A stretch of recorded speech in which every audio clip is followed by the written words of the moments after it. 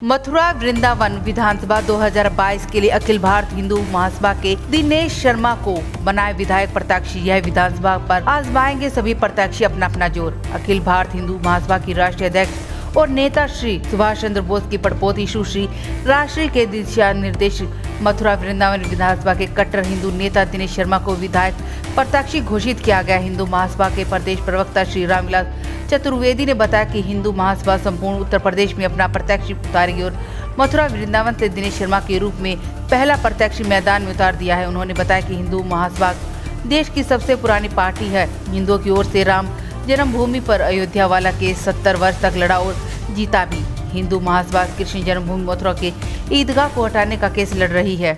मैं अखिल भारत हिंदू महासभा जिला अध्यक्ष मथुरा वृंदावन विधानसभा क्षेत्र से हमारे कोषाध्यक्ष जी दिनेश कौशिक जी को हमने मथुरा विधानसभा प्रत्याशी के रूप में घोषित किया गया है यहाँ, और ये घोषणा राष्ट्रीय कार्यकारिणी से हुई है।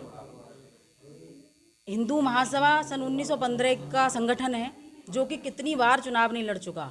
हम लोगों ने बीच में ये सिलसिला थोड़ा कम कर दिया क्योंकि हिंदू महासभा का सिर्फ और सिर्फ जो उद्देश्य है वो हिंदुत्व की रक्षा करना, सनातन धर्म की रक्षा करना, सिर्फ और सिर्फ मठ मंदिरों की सुरक्षा करना, ये हमारे एजेंडे हैं। इन पे हम लोग काम करते हैं। इसके लिए हमें ज़रूरी नहीं था कि हम कोई पॉलिटिकल पार्टी बने या फिर हम कोई चुनाव लड़ें। हमें चुनाव की कोई आवश्यकता नहीं थी और ये हम संगठन के रूप में सारा काम कर रहे थे।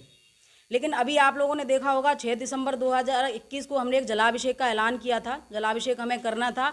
उसमें हमारी विचारधारा से मिली हुई पार्टी तथा प्रशासन हमारा कोई सहयोग नहीं हुआ। किस तरह से मथुरा को छावनी बना दिया गया, तो हमें लगा कि हमें बहुमत की ज़रूरत है। अखिल भारत हिंदू महासभा विगत 106 वर्षों से रजिस्टर्ड है तथा समय समय पर चुनाव लड़ती चली आ रही है। देश को आज़ाद कराने में हिंदू महासभा ने विशेष योगदान प्रदान किया। आज की जो नवीन पार्टियां हैं जिन्होंने देश की आज़ादी में 1% भी भूमिका अदा नहीं करी, लेकिन फिर भी वो उनका राग अलापते रहते हैं। यह वो हिंदू महासभा है जिसमें महामना मदन मोहन मालवीय जी के द्वारा स्थापित हुई और इसमें अनेक राष्ट्रीय अध्यक्ष रहे। जय हिंदू राष्ट्र, योगेश्वर भगवान श्री कृष्ण की जय। अखिल भारत हिंदू महासभा ने हमारे राष्ट्रीय कार्यकारिणी के निर्देशानुसार यह तय किया है कि उत्तर प्रदेश की 403 विधानसभा सीटों पर अपने प्रत्याशी खड़ा करेगी। यह महासभा चुनाव लड़ती रही है और लड़ती रहेगी। अखिल भारत हिंदू महासभा के जो प्रत्याशी खड़े होंगे उनके लिए जो है अभी हमने मथुरा